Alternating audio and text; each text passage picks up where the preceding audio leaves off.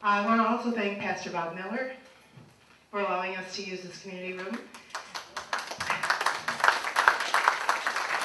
St. Paul's, I have to brag, this is my church, is one of the gems of the city of Dayton. It's been here since 1852 and serves this community with Project Blessing, which is hot meals for those who need them. And Jeremiah's letter gives blankets, towels, books, and other necessities for those who ask for them. So we're very proud of our church. So welcome to this forum, and the candidates. Patty Skilkin is going to be the moderator for tonight. Patty. And she'll do the introductions, and we're going to do this a little different way tonight, and Patty will tell you all about it. You all may get an opportunity to see me fall flat on my face. If I do, just enjoy the rest. This is going to be different. This is not a debate. We don't want to be argumentative. We want to be respectful.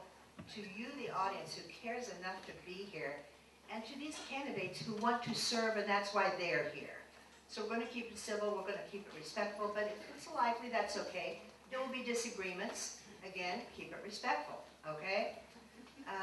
I've got notes here that are impossible to read, but I'll try. Okay, first of all, let's start with our candidates. Nan Whaley is in the middle. To her left is A.J. Wagner, and to her right is Mayor Leitzell. We've already talked to them, and they're going to be known as Gary, Nan, and A.J. And I'm Patty. We're keeping it very informal. I'm going to read you what they've done in the past to kind of familiarize you with them. Mayor Leitzell is 3+ years as mayor of the city of Dayton. He's a former neighborhood association and priority board chairman. Nan is 7+ years as city commissioner, member of the Ohio Democratic Party Central Committee. AJ is 10 years as county auditor, 10 years as county common pleas court judge, and now he's running for mayor. All right, I'm going to start with a hot button item. I'm going to take a long way around to get to anything that concerns being the mayor of Dayton, but trust me, I'm going to get there. The Senate recently did not pass a gun background check legislation. Even though we are told, I can't vouch for these statistics, we are told that 90% of Americans were in favor of this legislation. There is a group called Mayors Against Illegal Guns. This was formed in 2006. It now has over 900 mayors that are part of it, a grassroots organization of 1.5 million people. This was started, it was a bipartisan effort. It was started by Mayor Bloomberg of New York and Mayor Menino in Boston. So now I'm going to get to the mayor part. Nan, we'll start with you. If you were mayor, would you want to be part of that organization? Yes. I think that Mayors Against Illegal Guns has really been and led the effort when we talk about universal background checks and common sense legislation to curb gun violence. And so I think what Mayor Bloomberg has done in leading that effort has been thoughtful. And when we talk about gun violence in our community, I think it would be good to advocate, and be a leader in Mayors Against Illegal Guns. Thank you. Gary, same question. Are you a member? If not, why not? If you want to join, why is that? You obviously haven't done your homework. I am a member. And I will also tell you I get a lot of grief as a result of being a member from the extreme right-wing people. I don't doubt. I'm kind of I believe in the purpose, which is it's Mayors Against Illegal Guns. There is an underlying faction that wishes to believe that some of the mayors involved in the organization are trying to get rid of all guns, and I basically told them until they can prove that as a fact to me, I will keep my name on the list, because although I own guns myself, I do not believe that certain guns should be in the hands of certain people, and I've gone on the record of saying that, and I'm sure I will take a lot of flack for that too, but I'm willing to stand up on my own and take it because I have certain beliefs, and that's all I need to say. Thank you. Thank you. AJ, your turn. What do you think about that? Sure, Avalon. I have looked at their website, and I agree with their principles and what they're trying to do. And I'm grateful to Mayor Bloomberg for leading it and trying to make a difference in this issue. I would add that I think it's important not only to belong to that organization, but locally here, we have to do a lot more to prevent gun violence. Remembering that a great deal of gun violence happens in the home. Over 2/3 of gun violence deaths are suicides. And a great percentage of are domestic violence. We have to help Artemis Center. We have to help the suicide prevention folks.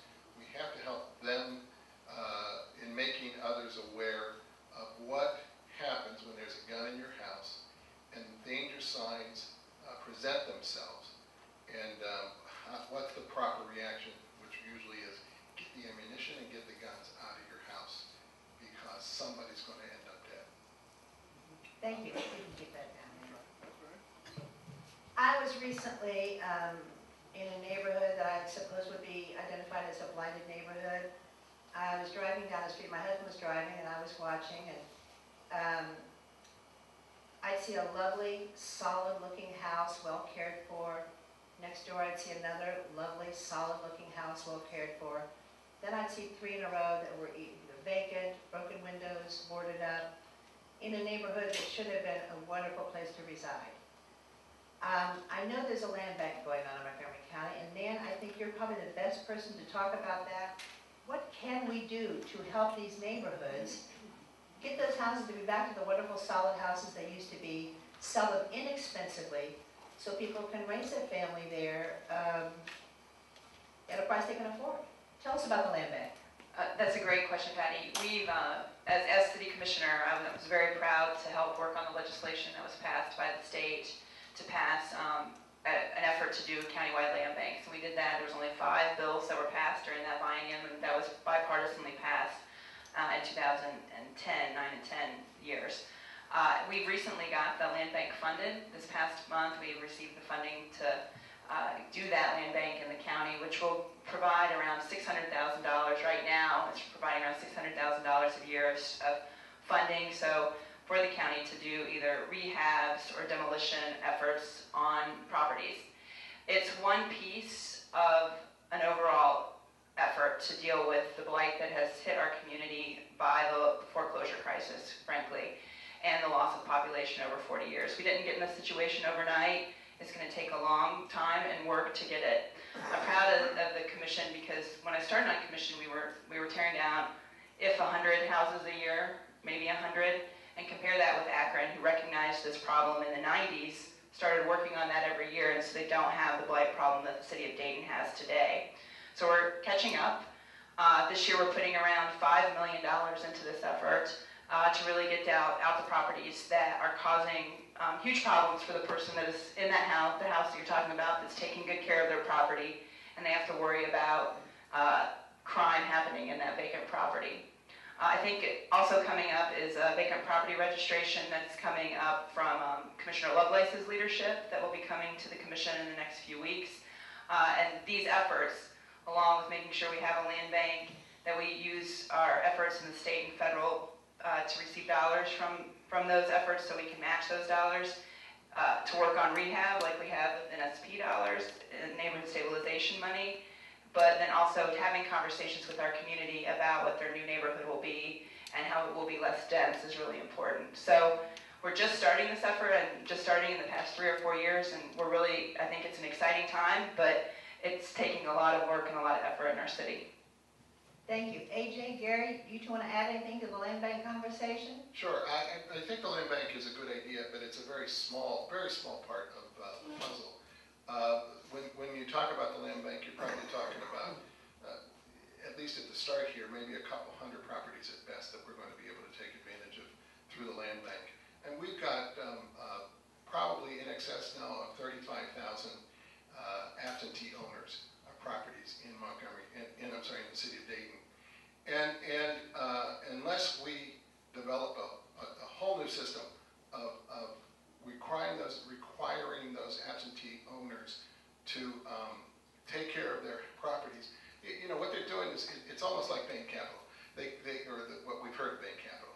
They come in, they buy property, they rent it out to somebody, they drain as much money out of it as possible, they allow it to deteriorate, they don't pay the taxes, and when they just have gotten as much money as they possibly can out of it, they walk away.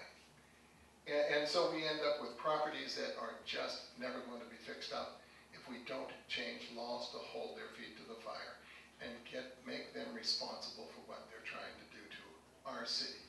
And so there's a whole lot more to this, I think, that needs to be done, and needs to be done in the way of additional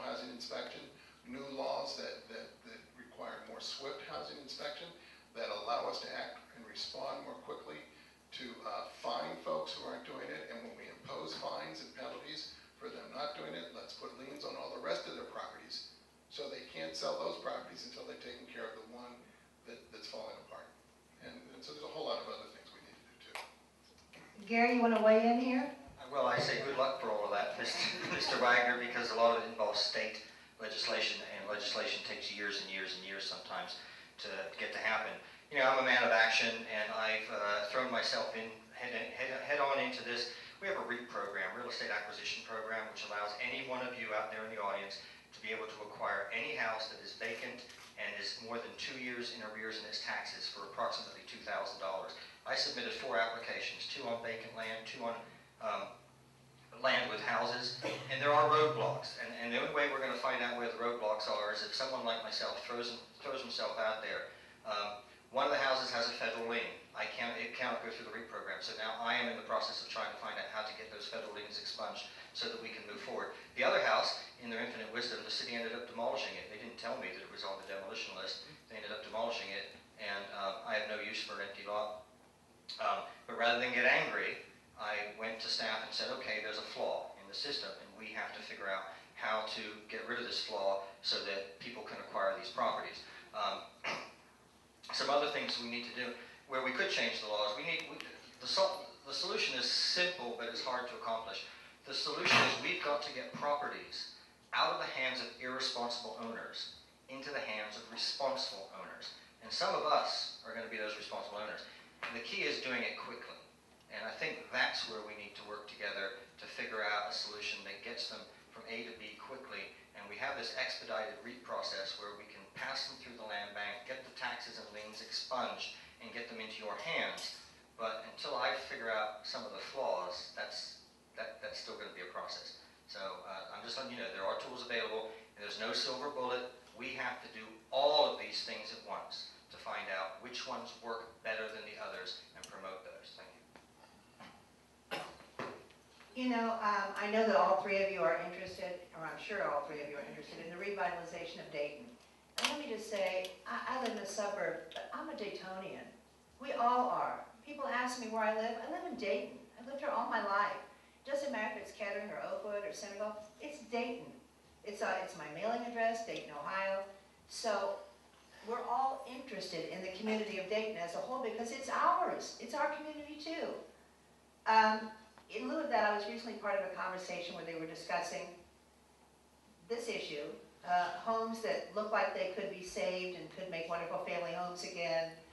And one person spoke up and said that they thought we had spent more than enough money on the city of Dayton, all of which is wonderful. We're talking about the Schuster, we're talking about the river ice skating and all that.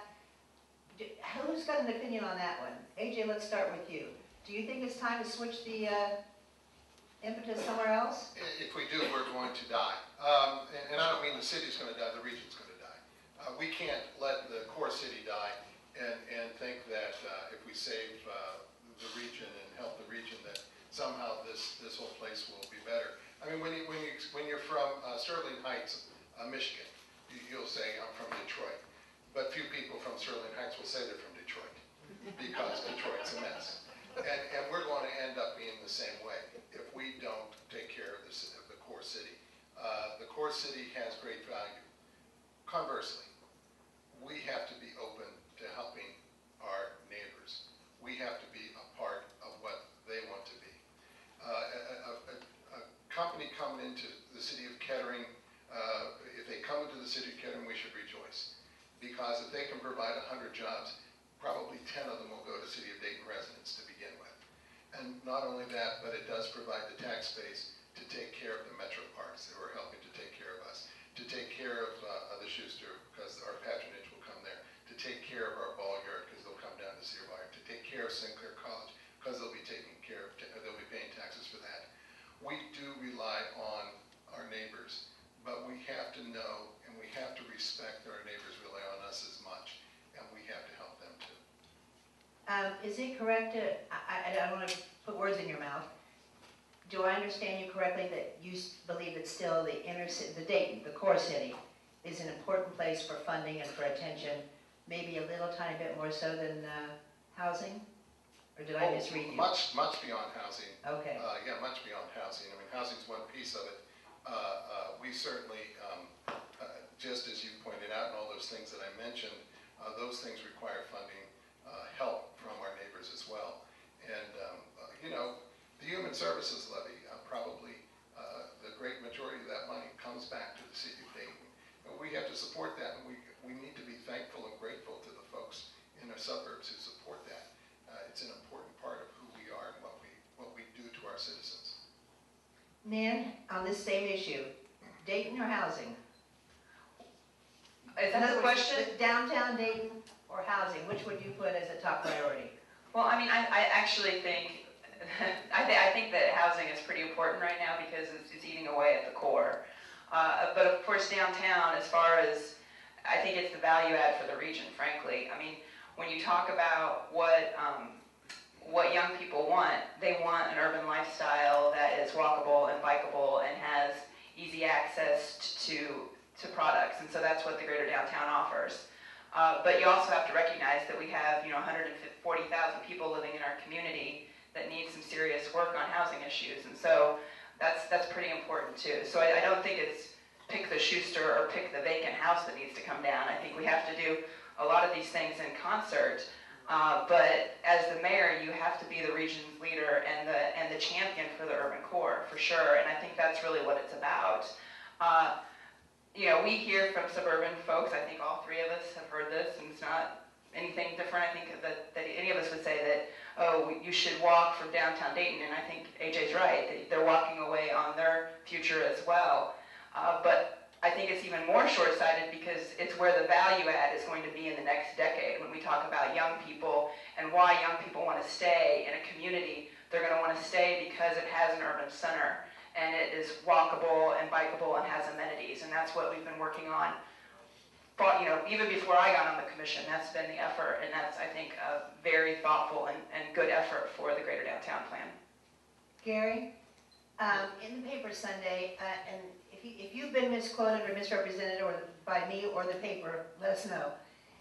They said that you were in favor of a strong marketing campaign to change the perception of what Dayton is. Absolutely.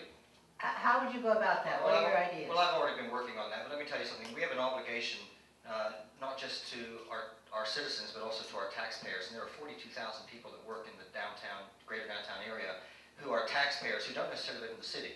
So we have an obligation to support them with the efforts downtown. Now, something I can tell you, 4 years ago, after getting elected, somebody came up to me and they said, "What's the one big thing you're going to do to save Dayton?" And I looked them square in the eye and I said, there is no one big silver bullet solution. We need to connect the dots. We've got the Schuster Center, we've got the ballpark, we've got the Victoria Theater. No one's ever connected them.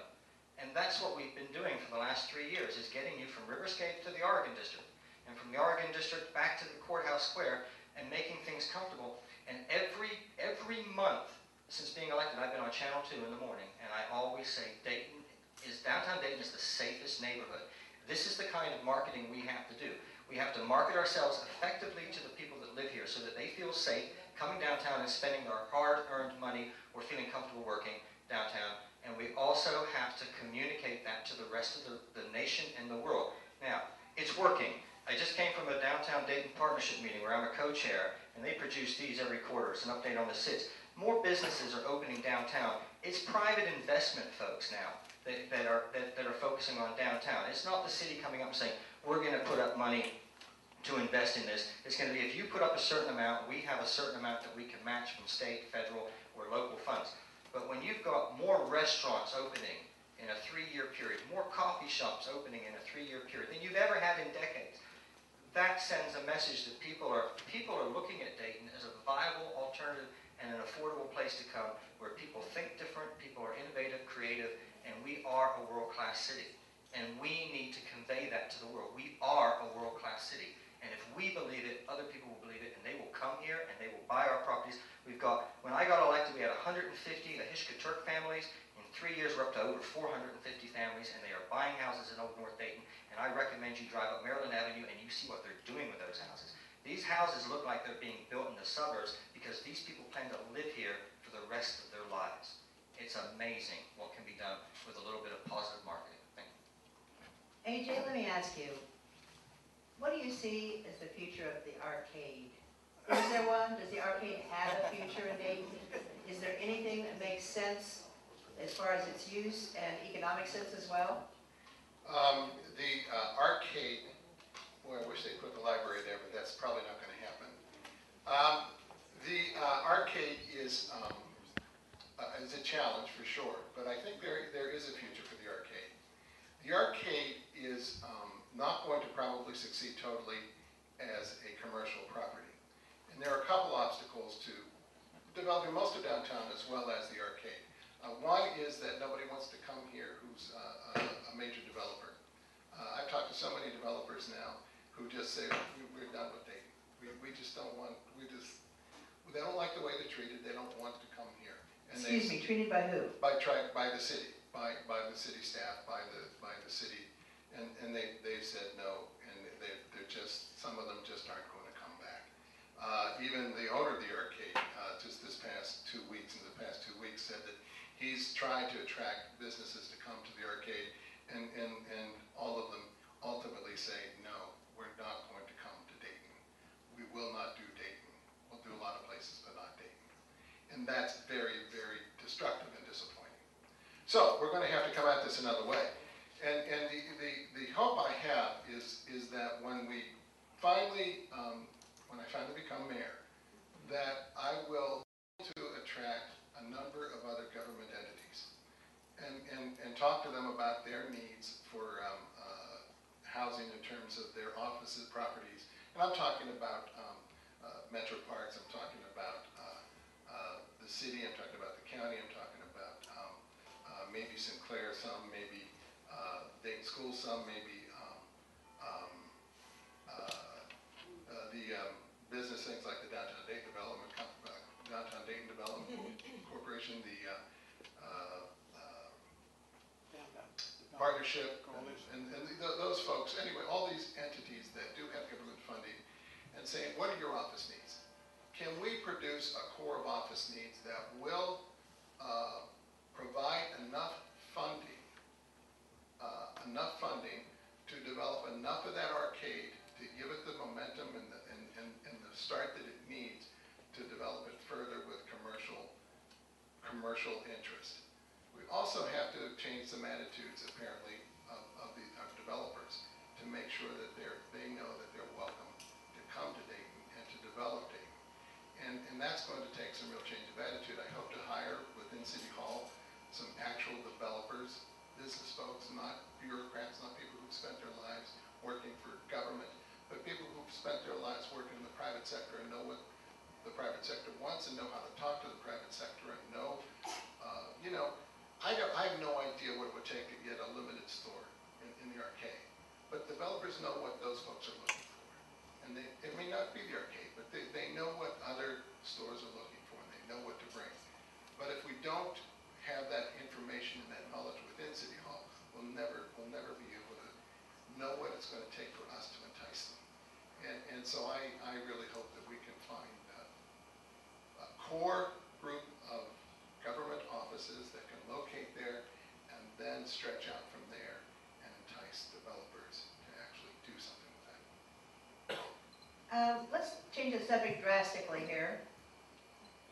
The discussion of having drones, aerial surveillance, I believe they call it, was recently tabled at City Commission meetings for more study and community discussion. These are supposed to be, I think, a way to help prevent crime, keep our neighborhoods safer. Gary, let's start with you again.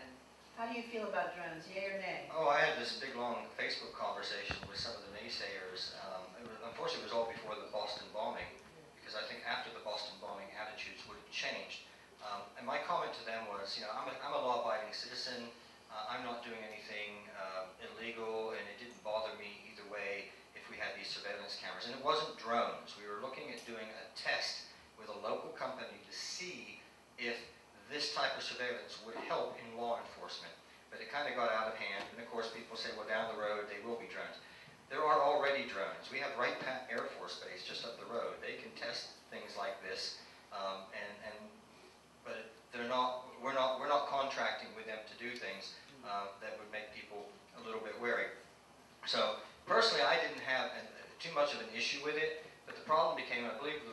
was tabled more than anything was because people were coming up saying this violates my Fourth Amendment rights and some of my First Amendment rights.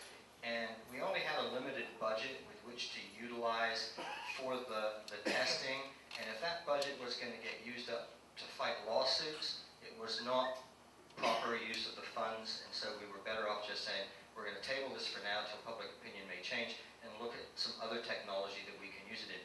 Because it was drug seizure money, it could not be used to pay the wages of police officers. It has to be used for technology or equipment. And I think that was a misconception that was put out there, that we were using taxpayer dollars for surveillance. And had you seen the presentations that we had seen, I think you would think along similar lines that it would have been something worth testing and then maybe enacting some legislation to protect people's rights. Nan, how do you feel about drones? Well, drones is a different question than, like the mayor Okay. said. I mean, Aerial surveillance. well, it was manned aerial surveillance too. Okay. So aerial surveillance. The aerial surveillance piece. I mean, I think that Dayton needs to be a leader in technology, and that was what the effort was on this.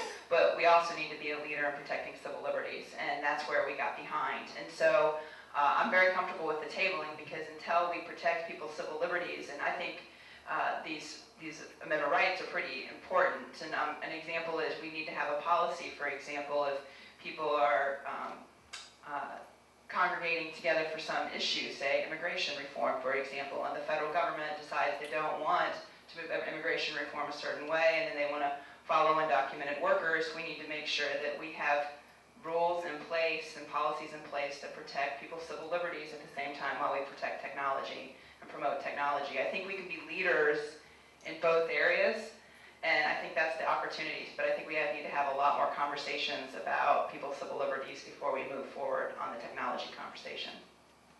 Nan, while you've got the microphone, Yes. there's been some discussion of student housing for Sinclair students. Yes. Do you have an opinion on that? Yeah, I'm really excited about it. I think it's a great opportunity, and it goes back to AJ's comments about development. I would disagree a little bit with his position about developers. I think a lot of developers weren't interested in investing during the recession, and it was a great recession. And so the conversation has certainly changed now because the recession is over. An example is the Fifth and Wayne area. We have we got 5 RFPs, requests for RFQs from different developers interested in developing in downtown Dayton. You also see it at the Dayton Daily News site. And I think again, I think there's a real interest in developing in the greater downtown area, because that's where the interest is for younger people. And so the Sinclair housing is another great example of us being able to get more rooftops in downtown, then thus get more retail, and thus have more opportunities for the whole city. So it's a great development. I'm sure the mayor's as excited as I am about it, but I think everybody at City Hall is pretty happy about it. All right, you can hang on to the microphone for a minute, because I'm going to throw this one out for whoever wants to jump on it. Oh, I'm sure there's going to be a lot of us. I think we'll get some conversation Jump on on this. it. Water. I'm going back 3 or 4 years, and I was in a conversation with the CEO of a local company. That's all you need to hear. The rest of it's boring. Anyway, he was the CEO of a local company. He was very much involved with the environment and green ideas to keep things cleaner and better. And we were talking about the subject we're talking about tonight. What would help save Dayton? And everybody at the table had some goofy idea, including me. And he said, water. It's our most powerful resources. There are places out west that we're not going to be able to flush their toilets in a few years. That we need to be trying to attract some of those businesses to move where they will not run out of water. Is any of this true? I'm really quoting somebody that said it.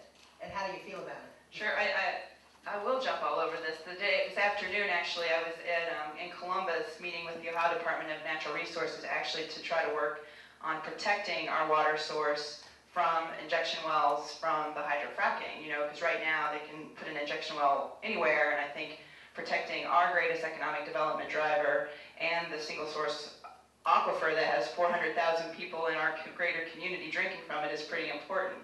The city has done some great movement. We just got an update this past week about us marketing that economic development engine to companies across the country and identifying those companies that use water specifically, breweries, trip software companies and making sure that they know about Dayton. And some of this is sort of like kind of quirky. Like we sent them, because you need to get through it to the CEO, so we sent them a water can that had the City of Dayton's logo on it.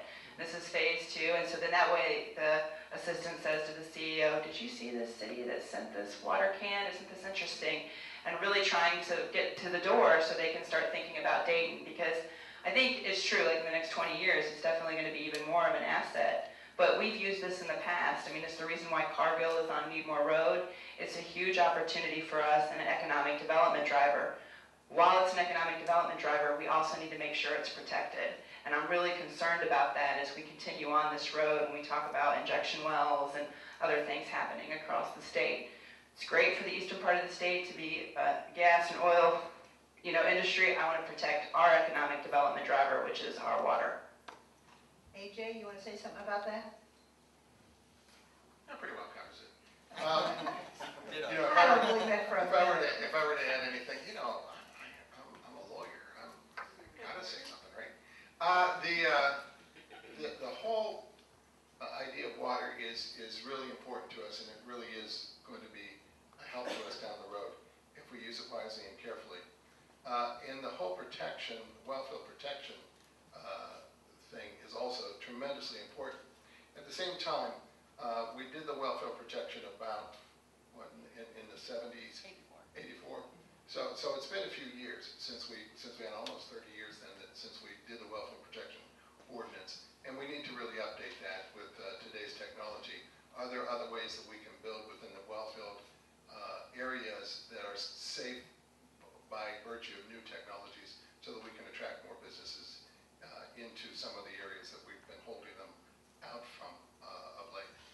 So we have to both protect, as Nan says, she's right, we have to both protect and we have to use our water resource, but we've lost some businesses that wanted to locate in certain areas because of our welfare protection. And I think with today's technology, we can bring that up to date, still protect our water, and probably offer some of that land for use for development. Gary, do you want to add something to this? I was going to tease AJ because he's a lawyer. I thought he was going to say, do you want free advice or good advice? Isn't that a line a lawyer would say? Yeah, water is very important, and you're talking about. Dan laughed. She doesn't normally laugh at my jokes. About a day later, she does. That was funny. Anyway, no, I just want to say, AJ's right. There is a dialogue, and we are looking into 30 years later. Accommodating businesses that have been loyal and faithful to Dayton on the wellfield and giving them ways to expand and grow their businesses where right now they feel that they're kind of in a crunch and they can't do it. So much tonnage of toxic chemicals have come off that area, so it's certainly worth evaluating. And of course the Racino is going to go there because I guess, it's up to the state, isn't it, at this point. But that's another coup for that whole wellfield protection. But it is important, you're right. A few years ago, I was in Tucson, Arizona, and they were telling me that they were already 300 feet down into their fossil reserves, whereas I think back in the 30s, they were like 30 or 40 feet tapping the water out of the ground to feed the population. So to have to sink a well 300 feet, when I know back in the 1860s, in my neighborhood, they could sink a well 6.5 feet and get all the water they want. I can tell you that's not the case now. I'm down 15 feet in the old well in my backyard. We haven't hit water yet, but I'm sure we could, and then I could water my yard. But water is important, and I think they basically covered it, so thanks. That's a subject close to my personal heart, because my daddy used to run the City of Dayton Water Department. And I have been through many long drives in the wee small hours. He was big on checking on things in the middle of the night when nobody was expecting him. And he'd get up at 4 o'clock and say, I'm going for a drive out the wellfield. You want to come? Yeah. Want to go to the pumping station? Yeah. So I've always loved Dayton water. It tastes good too. Anyway, you didn't need to hear that, but I needed to say it, so live with it. Gary, your term in mayor, which is still going, of course, what at this point would you consider your proudest achievement? Holy smokes. I'll tell you what my proudest achievement is. Look, right here in my pocket. I'm writing my State of the City speech for next week. I don't know if people realize that. I write my own speeches. And in order to do it, I had to compile a list of things that have happened in the city of Dayton since 2010, because I think it's important that I go over it. Here's my list. On this list are 75 items. today after being at the... Gary, we don't want to hear all 75. I'm not going to read them out. I'm just saying, I'm proud of this. Some of them are big, some of them are small. Huge things, GE Aviation. The fact that we're pushing recycling the way we are. Small things are. A small business came up to me in South Park and said, cars don't park behind my business, I'm losing customers, what do we need to do? And I said, go to your neighborhood association and ask them if they can ask us to paint lines on the street so people know to park there. I'm not going to go and ask, but if your neighborhood association asks, I'll bet you'll get it. And they did. I mean, it's just my proudest achievements are educating people on how to achieve this. Okay? And I will tell you, of these 75 items that are on this list, I have personally touched, I wrote here, 47 of them. That's phenomenal. So that's what I'm proud of, is my ability to inspire people to make a difference in this town. Congratulations. Nan, if you become mayor, what would be your number one priority? Creating jobs and having the business climate to create jobs. We still have a lot of people that are not working, and I think we have lots of opportunity to build on our assets, and we see some of that good work coming to fruition. But I think we need a mayor that is a true cheerleader and activist for job creation. I think the other piece of that is making sure that our small businesses feel heard in City Hall. I don't think that is the case right now, and I think making sure that they have an open dialogue with the mayor's office, I think, would make a big difference. And I also think making sure that we work in concert with the coalition and all of the regional economic development drivers, because the city is a key part of that, and we have a very key role as the mayor has a key role in that. And so I think that is a job that is very important and needs to be heavily focused on. AJ, what would your number one priority be? In a contest of equals, the first among equals for me would be housing. We cannot continue to watch our neighborhoods deteriorate at the rate they are and becoming more and more vacant at the rate they become vacant. If we do that, we're just going to have to shutter the whole city or tear it all down. I'm not sure which will happen, but we will have a strong core and we won't have any neighborhoods to be a part of it. So that's why I focus first on that. Jobs are certainly, though, equally essential, but we're going to have to change the climate, I believe, of the city if we're going to be serious about attracting jobs. We haven't gotten to schools, and we're getting a little light on time, so I'm going to ask you each one last question. What's the question that you wish I had asked you that I didn't? That you've got a really good answer for? What's for dinner? What's for dinner, okay, Nan? I don't think I have a question. Okay, AJ? I'm counting on here, AJ. Well, I like that you said schools because I think that's the one that's the one area that I'd like to talk about. No, let me go back.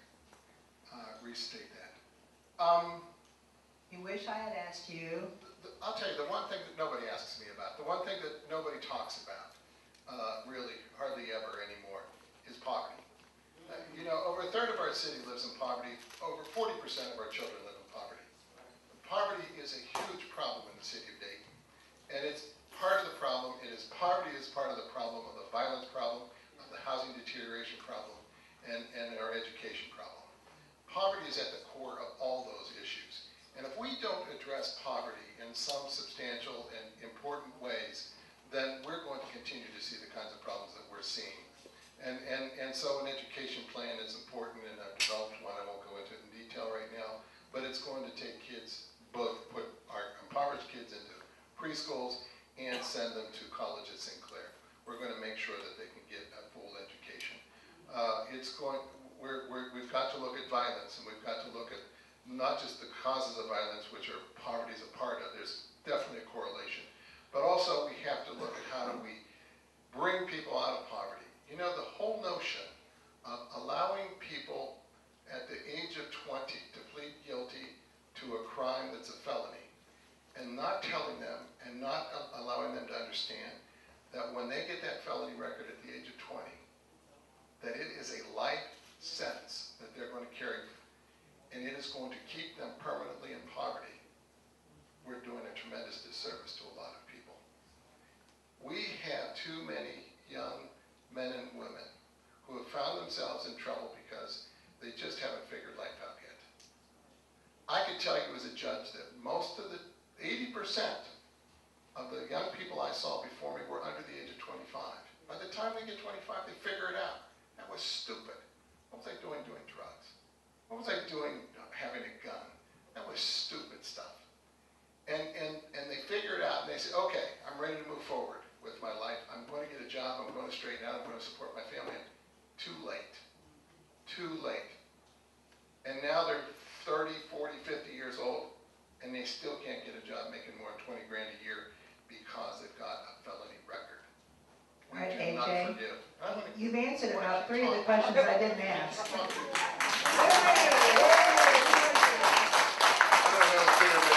know, you're going to get another chance. You're going to get another chance. Was that free advice or good advice? We're going to have questions from the audience now. And where is the pastor with the microphone? There he is. He's going to be the Phil Donahue of the evening. So maybe you can all ask them the questions that I was afraid to ask, or I didn't ask, or that you want to hear about. Okay? You're going to get the portable microphone, and I can shut up. Questions? I'll get. Judge, I've been a lawyer as long as you have, and I can tell you that the decision to whether or not to commit a crime has nothing to do with the fact that at some point in time I'm not going to be able to get a job.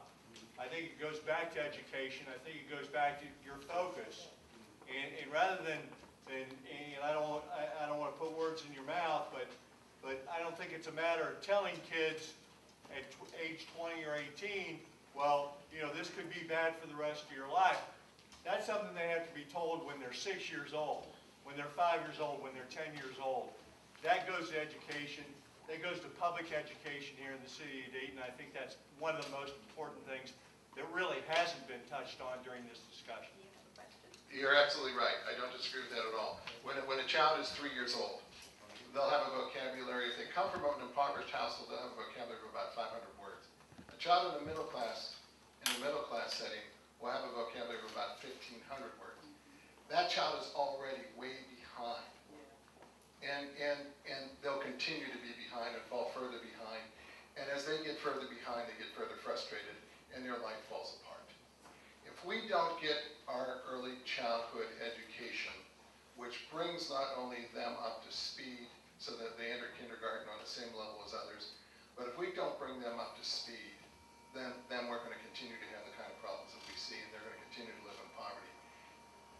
Education really does reduce tremendously the amount of violence, it reduces tremendously the amount of crime, and it makes a big difference. But we've got to start very young. If we're going to How do we do that? Let me jump in. Let me just say one little thing first, then I'll give it to you, Jerry. We're fighting. When you have a question, please stand up so everybody can hear you, and let's make it a question and direct it at one party up here in particular, okay? But we're going to go ahead and finish up you. Jerry? Yeah, let me jump in here simply because, you know, He's sitting here saying we've got to do something, but he's not offering a single solution. Oh, I give it up to you. There's two that we can take and get immediate responses to. You know, when my daughter was 3, we put those Your Baby Can Read tapes in on the television, and by the time she was 4, she was reading. Now, I've got my set of tapes, and I've told Lori Ward I'm going to drop them off, and I want her to experiment with the school kids. In between lessons, or when they're eating their snacks, put these things in, put them in with the preschool, and see if by the time 6 months goes by, some of them are reading, and see if it makes a difference. Because these tapes cost like $80 a set. That's it. And you can have a whole classroom reading. Another thing, and I've said this publicly before, by the age of 12, we can identify whether a child's going to graduate or he isn't going to graduate. And our school system is set up. Their success rate is based on graduation rates and kids going to college. The success should be based on whether a child, after leaving school, becomes a productive member of society. At age 12, instead of slamming history, science, math, and whatever down these kids' throats, I think we need to teach them how to make money. Because that's what they want to learn, is how to make money. And what they're doing is they're running to the corner where the kids are making money, and they're learning all the ways to make money the wrong way. And if we would teach them, okay, here's an entrepreneur coming in this week, and he did this, and he invented this, and created this, and this is how he marketed it and sold it, and then another week another guy comes in. If we educate these kids on how to become businessmen without graduating, even if 10 out of 100 succeed, that's better than what we're doing.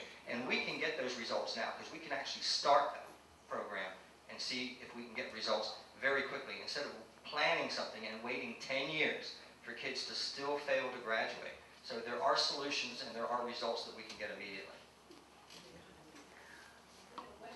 Back there. Let's see, hand up. Stand up if you have a question. Can I respond to that though?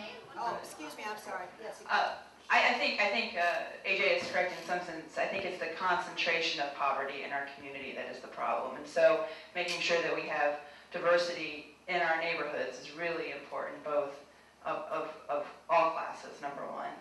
Number two, I think that education is important, and it's not just at the schoolhouse, but it's also in the community. And how we connect community after school programming, connecting recreation that the city does with the schools, and really being in partnership together about what the school needs to make sure our kids are educated is really important, because education is a way to get out of poverty.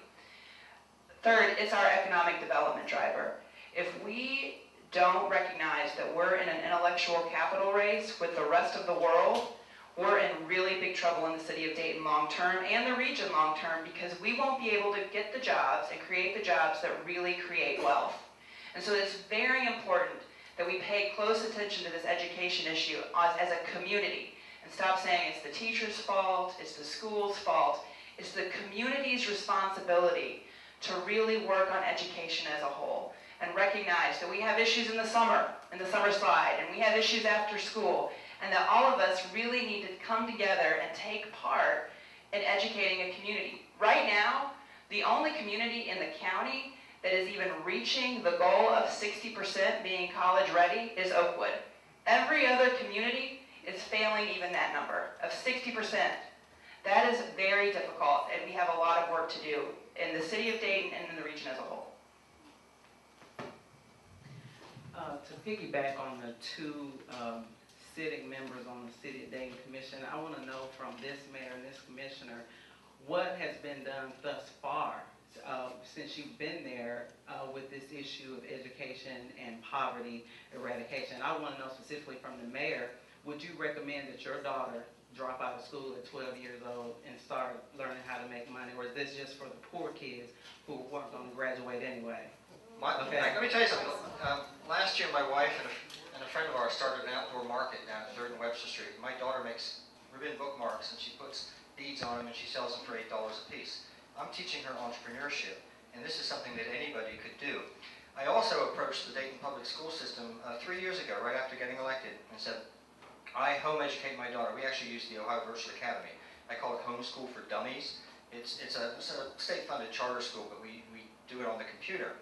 And I told them that the program that I'm using is actually the biggest competition that they have, and I would be very happy to sign my daughter up with Dayton Public Schools and promote them if they would create a hybrid system, whereby I could bring my daughter to school 3 days a week, where she could learn history, science, art, music, anything that she's grade at. But let me work with her 2 days a week to keep her accelerated at reading and math, because she'll be bored. And so they studied it, they can do it, but they haven't yet done it. Now, if they would do that, this is what I explained to them, you would get myself, maybe 100 other students like this. They would raise the test scores in the school where you assign us, which will create an immediate illusion of success, which will actually create the reality of success, because people would then want to put their kids in their child in that school. And then you can move my child and some others around. There are certain things that we could use as a strategy to turn this school system around. But I was a no-name nobody from the neighborhood with no experience, no support, and no knowledge of anything back then.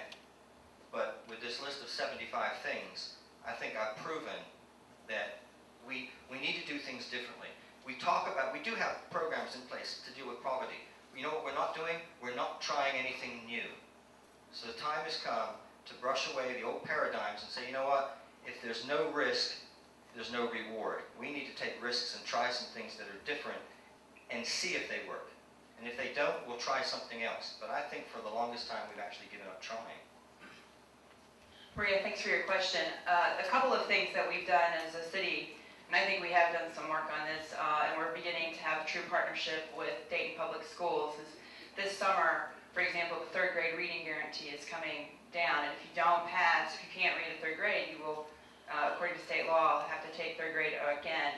And so we have worked in partnership at Rosa Parks and Cleveland schools to offer recreation in the afternoon so they can do the reading instruction in the morning and then have recreation in the afternoon, knowing that our parents need a full day. You know, our parents aren't, speaking of poverty, don't have the time to go drop their kids off at 8 and pick it up at 11:15. We have to have a full day of programming if we really want to get that reading instruction, and so partnering the recreation piece is important. Also, I serve on a group with Brother Ray called Comprehensive Neighborhood Initiative, and we've been working on this for 2 years with the TOTS program, both at Edison School and Ruskin School. And what we do is we work to get people in the neighborhood to come in as they're pregnant or if their baby has been born, to really talk about how to read to your baby every day and how to really work to make sure that education and early education is important, because we believe it's connected to the neighborhood as well. And so, and then we're studying to see if that works. It came out of the Harlem Children's Zone, but then we have Wright State and University of Dayton studying to make sure that we do make movement on the crawl score, which is the score that they check to see if children are kindergarten ready.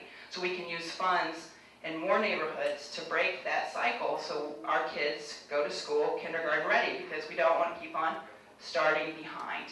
So those are 2 examples of what we've done working on education specifically. There's a lot more we need to do, but I think those are 2 very good starts. My name is Ernest Johnson, and I represent the Dayton Civic Patriot Press. I have a question for the distinguished mayor and the panel. John H. Patterson, who built NCR, who's an early Dayton Civic Patriot, he and Charles Kettering, they all believe that Dayton should be a leading city, and they set out to do it. My question to you is, do you believe Dayton should be a leading city, and why she should be a leading city? I believe today Dayton is a leading city because, you know, we came out with a Welcome Dayton plan in 2011, and Cincinnati just passed one 2 weeks ago. Okay, we've got other cities out west that are copying what we're doing because it's the right thing to do. Our police department with their technology uses are leading edge.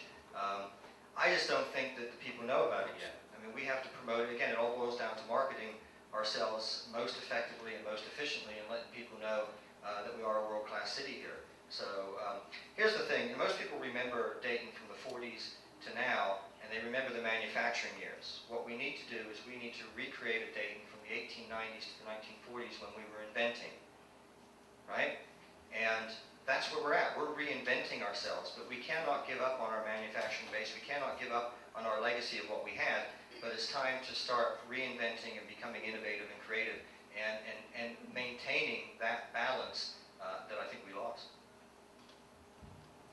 Yes, I think Dayton is a leading city. I think, too, the priority, though, is to make sure that we create a community where people can live, work, raise their family, and do well. And I think that's the biggest piece that we need to really focus on.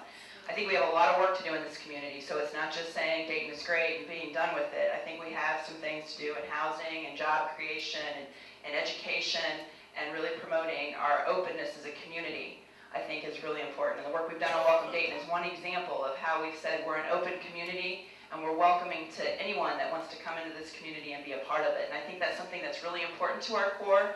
And again, when we talk about young people and bringing young people in, that is unique to our region and something that I think can be very strong for our community. Yes, we should be a leading city. And I think along the same lines as these two have said already. We have a question over here. My question is for Nan and AJ, and you know I'm in marketing, and the mark of a good marketer is that you do something that's extraordinary, that gets people's attention, and you don't have to spend $1 bazillion to do it. The mayor challenged you both to run for $20,000 and $20,000 in kind. You turned him down.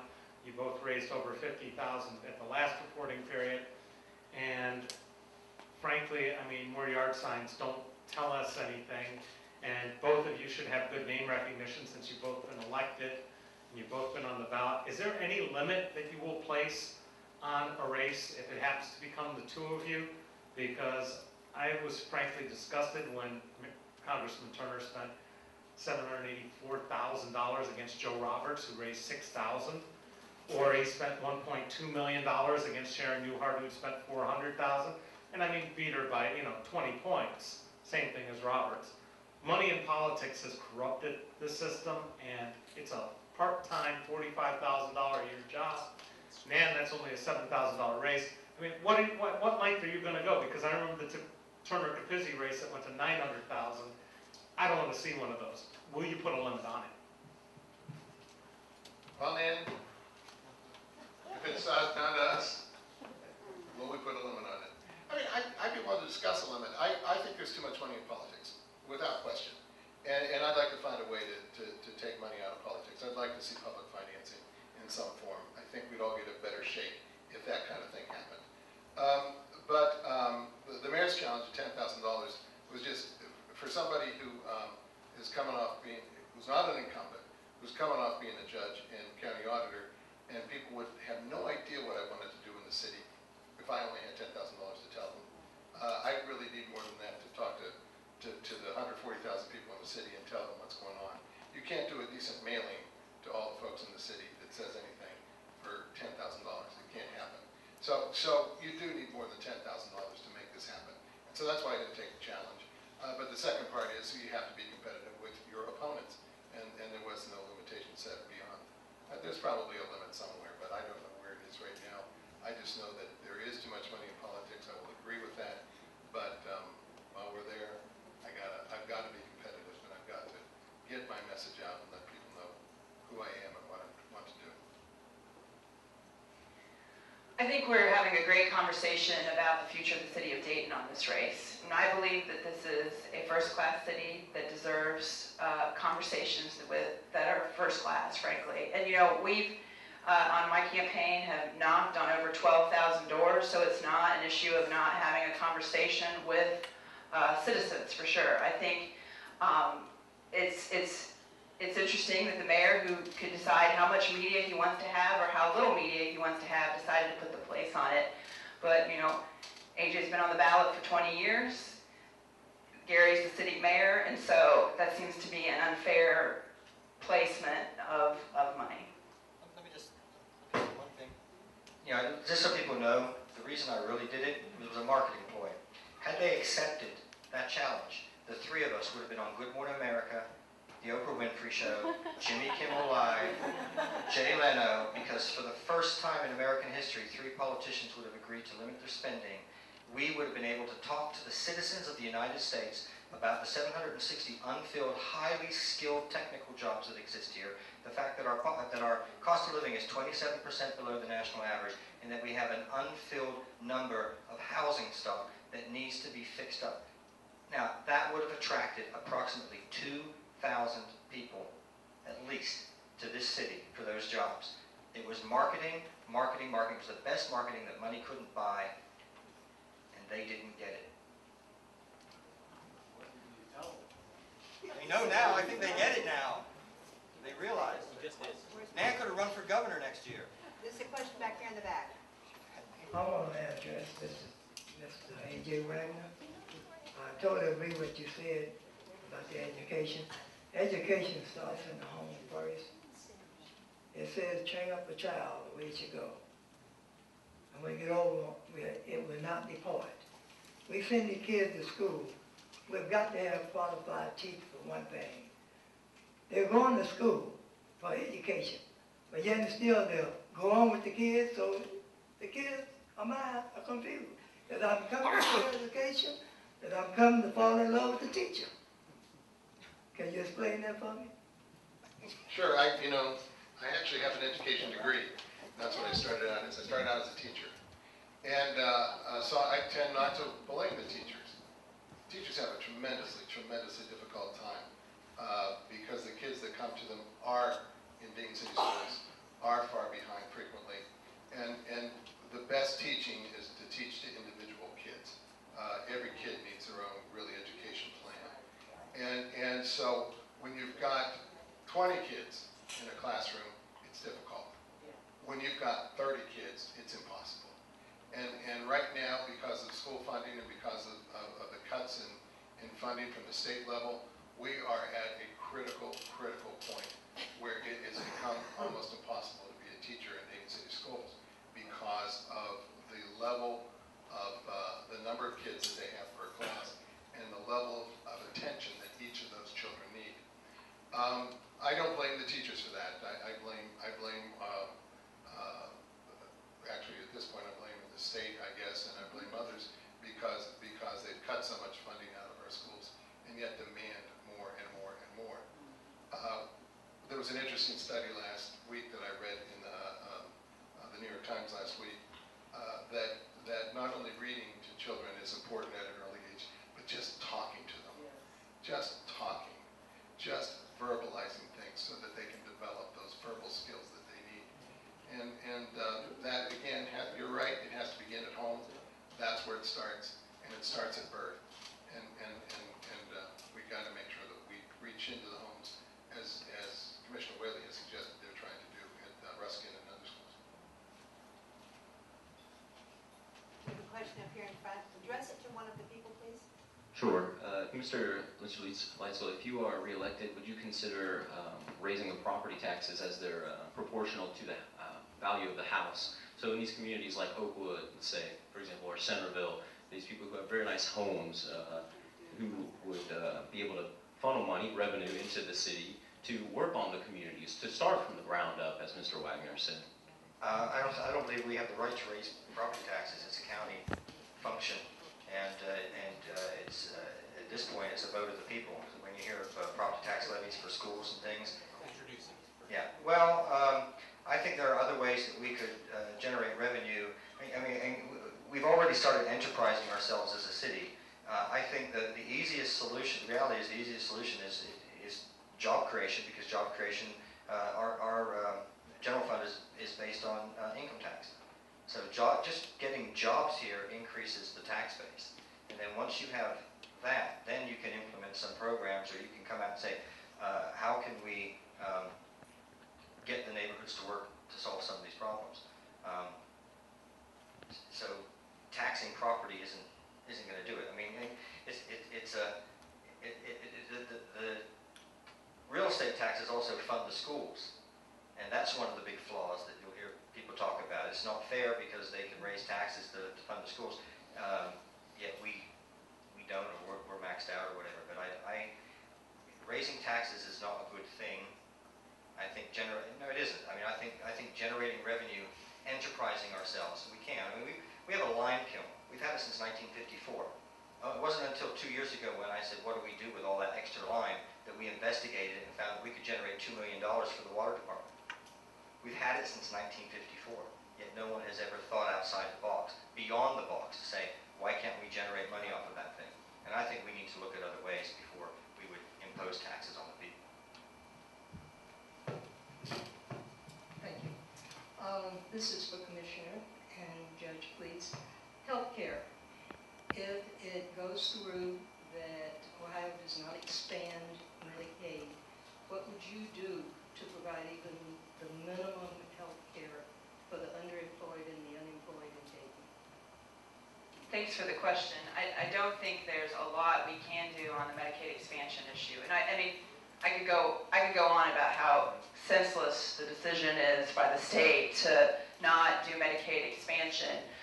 Specifically for Dayton, it even goes further, considering that we have CareSource, and so CareSource is a managed care provider that would have created another couple hundred jobs in the city. So it is, I think, a state action. You know, our budget is very, very tight. And when you look at, you know, the question on property taxes, we're the second highest in property taxes in the state, countywide. And you look at income tax, which was what we are driven from, and I really don't believe our citizens can afford any more on income tax. There's very little money for us to be able to provide something like that. Now, I think we can advocate. Again, I think that the role of the commission and the mayor is to advocate on behalf of our citizens. And considering the poverty issues that AJ has talked about, you know, Medicaid expansion would have a great positive benefit for our community, both health-wise and for our community as a whole. And so, ways of trying to advocate on that. And it's, you know, it's difficult because it's been taken over by the extreme Tea Party, frankly. Yeah, it would be just horrible if we don't get the Medicaid expansion to our citizens. But if that doesn't happen, and maybe even if it does, what I want to explore is bringing CareSource, Premier Health, and Kettering Health together, along with other entities, and say, how do we get a clinic into every neighborhood that could be manned at least once a week? How do we at least get some free resources to our communities to make sure that we aren't losing people to these issues of healthcare? How do we make sure that children have, or pregnant women have good prenatal care? And I think the only way we can do that is making sure that there's healthcare available even within the neighborhoods. I have a friend who is a medical doctor in Cincinnati who actually owns a big van, and he drives from neighborhood to neighborhood, and that's all he does is take care of people. He's willing to train, he's willing to help us set that up and figure out the systems that make that work and make that fundable. But it's working together with the hospitals and CareSource and others to make that happen. But I think that's an important element of making our neighborhoods better as well as taking care of our kids. Gary, I read on your website about a month ago that you asked Commissioner Mann to resign. Why was that? She did a push poll, which is propaganda. And I think some of us up here were pretty disgusted by the comments that were made on it. There was a recording that was published, and have you heard it?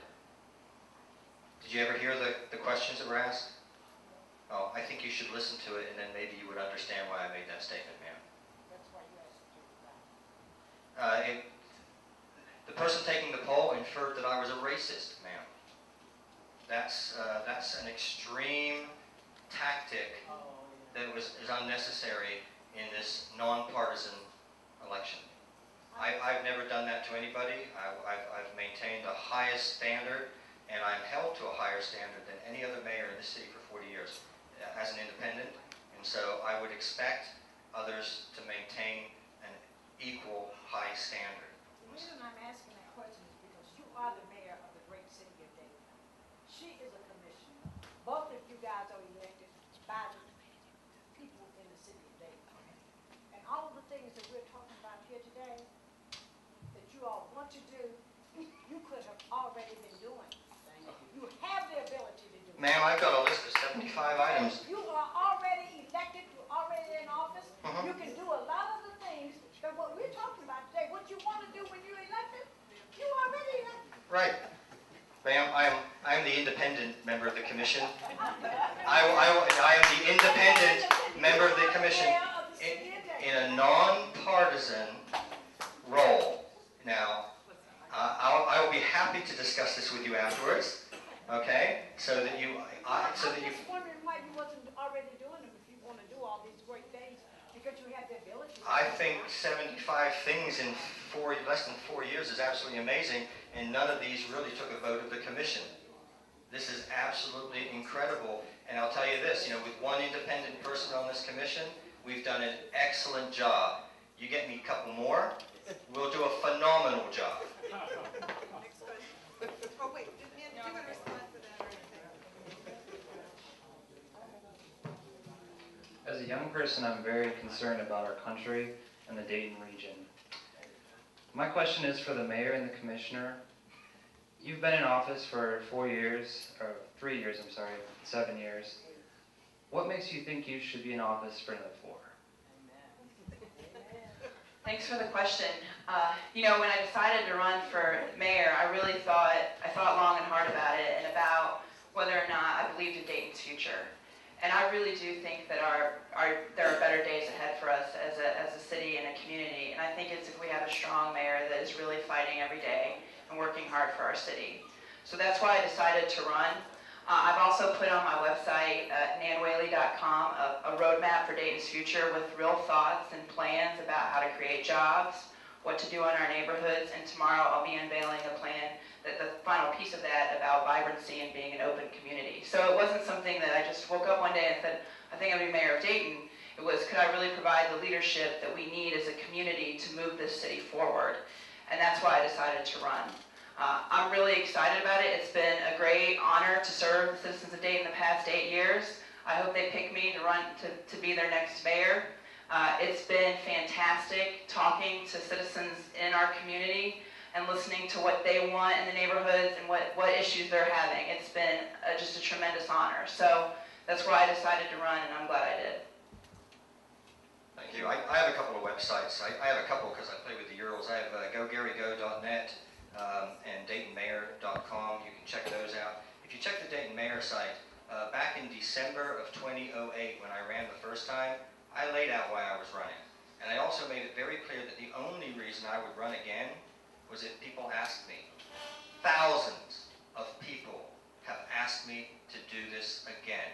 They liked the direction we're going in, they felt that they wanted the momentum to continue, and they felt that I was doing an excellent job in the last 3.5 years. Now, if I needed to do it, I would do as the others are doing and raise $100,000 apiece and spend it like crazy doing mailings and putting signs up on in the public right-of-way and not on private property. Instead, I issued that $10,000 challenge, which says, I have the confidence that I can do this on such a limited budget and I will win. They obviously lack the same confidence. So I'm not doing it for me. I'm doing it because thousands of people like you asked me to do it and they want the momentum to continue.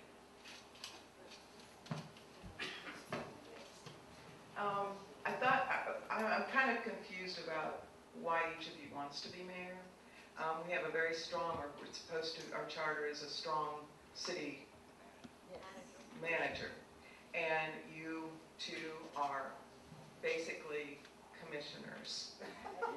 And you're a commissioner, but you're also the mayor. So I'm just confused about, do you meet with the city manager and come up with these things and then you say, I did this? Or is this a city manager commission kind of? Because I mean, we really don't hear a lot about the separation of the two anymore, the commission and the city manager. And I'm just curious about why each one of you wants to be mayor in such a capacity. That is it a figurehead? Or is there a real job here that is the mayor's job? I'll answer that first. When I ran in 2008, I was angry, I was frustrated, I was a citizen just like all of you. I live in a house in a neighborhood and I had boarded up houses behind me and all around me, and something had to be done. And there are only two positions of influence on the city. One is the city manager, who has access to the entire resources of the city at his fingertips, and the other one was the mayor. And people ask me, why wouldn't I run for commission? I told them, it's likely I would win, and I would not have the public attention. My goal was to change the way they think at City Hall. It had nothing to do with becoming mayor. I had to change the way they think, because things weren't working. So, we have a strong city manager form of government. I am one of 5 equal people. I am paid $45,000 a year. The commissioners are paid $38,000. Why am I paid more? Because I'm the face of the region. I get pulled to do all these ribbon cuttings.